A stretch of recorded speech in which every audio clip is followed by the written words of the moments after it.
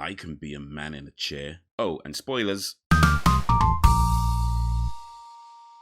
Welcome to the channel, I'm Hayes, I'll talk movies all day, so subscribe right now if you want to be entertained. And today, I want to talk about Spider-Man Homecoming, which is probably the first Spider-Man movie to not be that version of Spider-Man's first movie outing. And come to think of it, that makes it just like the comics. Anyway, this was a pretty well received movie when it came out in 2017, but just because people liked it, that don't mean it wasn't trash. So here's what I'm gonna do. Go through the film, point out all the dumb things I can find, and then at the end, drop a few final thoughts. So the movie starts off with Adrian Toomes and his crew brought in to clean up Tony Stark's mess. After they start working, Anne-Marie Hogue comes in with a bunch of Secret Service types and tells Toomes and his boys that they need to stop what they're doing and turn over any and all alien stuff. Here's the thing, Toomes had a city contract, so if Hogue's people wanted to keep it hush-hush, surely it can't be that hard to let Toomes know before he turned up with new equipment and staff. Because if Toomes had the time to buy new equipment and hire new staff, how long was Hogue and her G-men just sitting around for? The whole movie could have been avoided if Hogue's people actually did their job. Furthermore, when Toomes was pleading with Hogue saying he could lose his house, Hogue said, "There's nothing I can do." Actually, you could offer to reimburse Toomes for all costs incurred, plus compensation for his time, and maybe just a little bit extra to not tell too many people. This was not a difficult situation to resolve. So now we're 8 years later, but the Avengers was 2012 and Captain America Civil War was 2016. So is Homecoming set in 2020, or did somebody hit the wrong button on the typewriter? The level of excitement Peter had when traveling to Berlin with Happy is really cool. It's pretty much how most, if not all, teenagers would behave if something like that happened to them. But it also shows that Peter should have never been brought to Berlin to fight half the Avengers, and this is perhaps Tony Stark's single most irresponsible move. Tony Stark discloses a private conversation about employee Happy Hogan. Since Tony Stark is big boss, there's not much point reporting him to HR, but Happy really should have resigned at this point. Can't work with someone you can't trust. Peter is standing on a moving train and not holding onto the handrail. In fact, he's texting. Now that makes sense to us because we know he's Spider-Man and spent many years training in ballet, but the passengers don't know that. It may be a small detail, but it's the small things that give the big things away. Peter crossed the road without looking left and right first. On the school TV, Jason says, "Do you have a date for Homecoming?" To which Betty replied, "Thanks Jason, but I already have a date."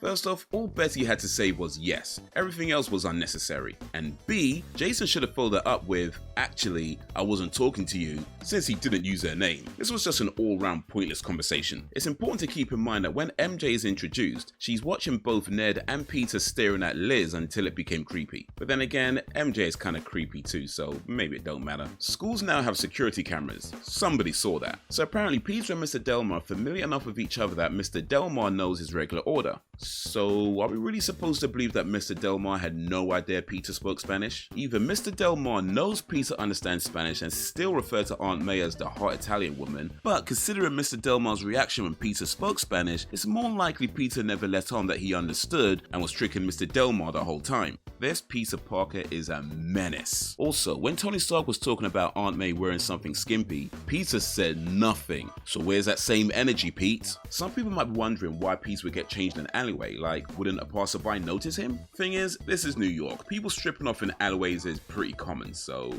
yeah. During a friendly neighborhood Spider-Man montage, Spider-Man steals a train ride after he busted that guy for stealing the bike. When calling Happy Hogan to check in, Peter says he helped a lost old Dominican lady. He really didn't have to specify she was Dominican, or old, or a lady, or even lost for that matter. Of all the angles Peter could have approached his window, he just so happened to approach it from the one angle he wouldn't have seen Ned sitting on his bed from. But why does Peter have a bunk bed in his room? The top bunk is being used as a shelf, but why buy a bunk bed in the first place? Did Peter have a cousin he had to share a room with at one time? If so, where's the cousin? Or was it cheaper to buy a bunk bed than it was to buy a bed and a shelf? That's probably the most likely answer. Be nice if they explained it though. Also, how did Aunt May not notice the Spider-Man outfit on the floor? And why isn't Aunt May curious how Peter is home and naked in front of Ned and she didn't even hear him come in? Ned asks Peter if he can lay eggs and Peter says no. But let's be clear, we don't know that for sure. Yet. High school girls talk about which grown-up men they want to sleep with. Now I know it's a type of thing that happens in real high schools, but seriously, who thought that was a good idea? I mean, Angourie Rice would have been 16, maybe 17 at time of filming, which means somebody told a minor to imagine getting bent over by a guy old enough to be her dad. So yeah, who thought this was a good idea? Also, anytime someone says, "You're more than welcome to come," they don't really want you there. Also, were these guys just sitting out on the gym class and no one said anything?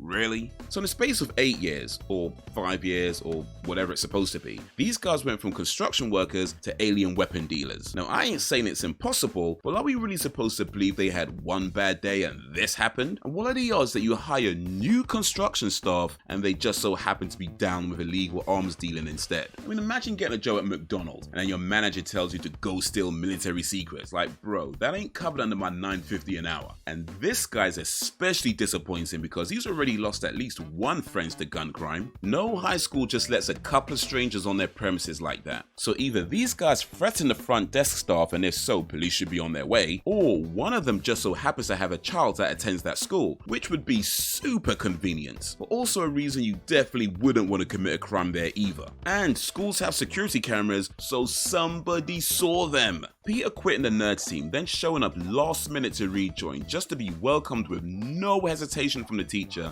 pretty much shows how irresponsible the school's hiring process is. So maybe what I said about schools having security cameras and not letting people just walk into their premises doesn't mean anything after all, because apparently this school does not care about child welfare and safety. But let's talk about Flash for a second, because he spends a lot of time picking on Peter, he drives a fancy car, DJs at parties, but in the end, he's still hanging around with the Geek Squad. Now I know that in the next movie there's a subtle suggestion that Flash's home life ain't so great, but wouldn't that be even more reason for Flash to be hanging around with the popular kids as a way of trying to hide what's really going on? I'm just saying, the moment you hang around people who cheer the facts that you're getting bumped down to first alternate, you don't get to act tough. Also, they ended up winning without Peter anyway, so this teacher really needs to have more faith in the students who are actually showing up. When Peter is sneaking out of his room, he sees Liz and she says, "Perfect timing, we're going swimming." Peter was not actually invited. Red flag. Peter fumbling with his suit's enhanced capabilities shows that for a smart guy, he's actually pretty dumb.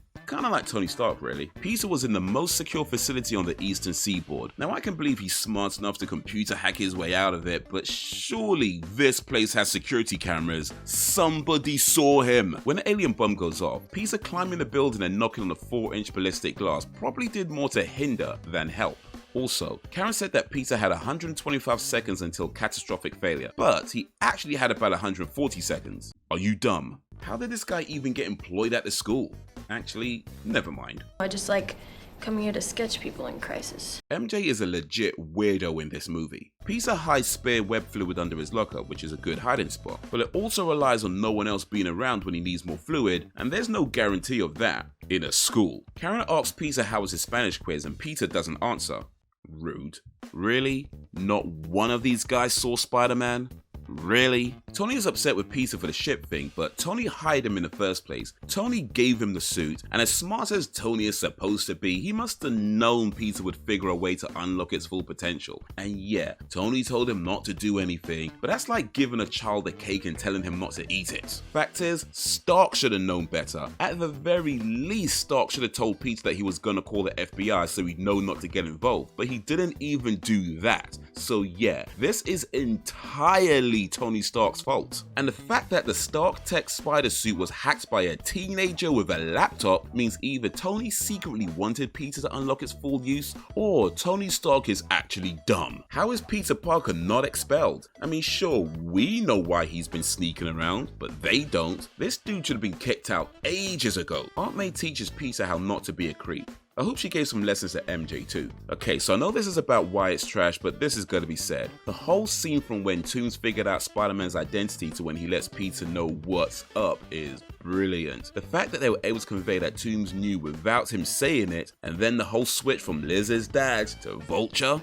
awesome. How did Shocker number 2 know to wait out back? I mean, there's gonna be a million ways Peter could have left the school. How did he know he'd choose that one? Also, Shocker number 2 remarks, "What's with the crappy costume?" Since he doesn't know Tony took back the Stark Tech suit, maybe what he should be saying is, "Oh damn, did I just punch the wrong kid?" Also, where was the Peter tingle in this scene? Would have come in handy. Also, this big ass school on homecoming night, doesn't have security. You know what, that shouldn't even surprise me at this point. I think we've already established that Peter goes from an underfunded school in the ghetto, so... Also, Toomes figured out Peter was Spider-Man on the drive to the school and couldn't have called Shocker number 2 until after he dropped off Peter. So, in the time Peter got out the car, walks to the dance, then bailed on Liz, how did Shocker number 2 get to the school bus yard that quick? Was he just hanging around the school anyway? MJ might not be the only creepy person in this movie. Peter stole a car, drove without a license, drove recklessly without a license, while using a mobile phone. How has he not been stopped by the police already? What are you doing here? There's a dance. I'm looking at porn. Everybody needs a friend like Ned. Had Peter webbed both Toomes' hands, or really webbed his whole body, this movie would have been over. Peter webbed onto the Vulture while flying. Vulture says he can feel resistance. Come on, you're telling me he couldn't see Peter flailing around behind him? Really? Peter drops an airplane engine over a major city. He probably just murdered at least a few people. In Spider-Man lore, when Peter first got his powers, he used it to become a wrestler. They didn't do that in this movie, but what they did do is have Peter do this, which is straight out of a WWE tag team match. So if Peter ran out of web fluid, how was he able to web up Toomes? Did he run back to the school locker to get a refill while Toomes waited at the beach? Or did he not actually run out of web fluid and only pretended so he can let Toomes crash, maybe hoping he'll die? Also, where did Peter get a marker, pen and paper to write that note? Maybe he did run back to the school after all, and Toomes just waited on the beach, unattended, never even tried to escape?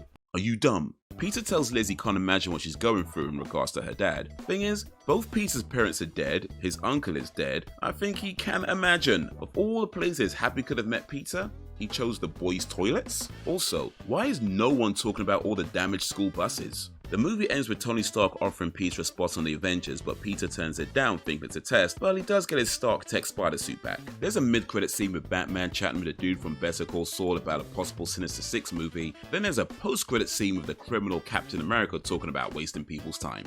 Alright, so before I get into my final thoughts, if you liked this movie, check out these movies. Batman and Birdman also feature Michael Keaton pretending to be a winged animal, and the other guys because Michael Keaton probably doesn't get enough recognition for his comedic skills. So when I saw Spider-Man Homecoming in the cinema, it was a blast. Partly because me being a Spider-Man fan, partly because it's connected to the Marvel Cinematic Universe. But mostly because it was a fun movie that lends itself well to the cinema experience. Now that we're a few years removed and I've seen it multiple times since, I gotta say this movie holds up pretty well. I think the decision to not go with a traditional origin story was a good move because it allowed the filmmakers to focus more on telling a story that we haven't heard a million times before already. I also like that they didn't tie themselves too much to the comics because that allowed for a really cool surprise twist. This movie also manages to do something that a lot of Hollywood films try and fail miserably at, which is to have a diverse cast without that being the whole damn point. Honestly, I think a lot of movie makers should be taking notes from Spider-Man Homecoming. One of the things that gets brought up when talking about Spider-Man Homecoming is how Tom Holland manages to be a good balance of Peter Parker and Spider-Man, and I think that's true. As Peter Parker, he's believable as a science geek. Both Parker and Ned have a connection that feels natural. I don't know if they're best friends in real life as well, but their screen presence makes it seem like they are. And as Spider-Man, he's more confident, a little cocky, but still maintains a lot of the awkwardness of a teenager going through puberty. The term homecoming is used because of the homecoming dance at the end, but it could also represent Peter coming home from Berlin. From a nerd's eye view, it could also represent Spider-Man coming home to the MCU, although technically that already happened. But thematically, it could represent Peter beginning to realize that so much has changed and will continue to change. This version of Spider-Man was doing his Spider-Man thing before this movie, and even before Captain America Civil War. Tony Stark brought him out to Berlin to help with the Avengers, but that whole trip, Parker just kind of saw it as a really cool adventure. But there's two scenes in Homecoming where Peter cries out for help. One when he's trapped in a storage facility, and again when Vulture collapses the building on him. Both times Peter gets out, but I think the building collapsing on Peter is where everything became real. Up until this point, Spider-Man has really just been a kid in a costume, and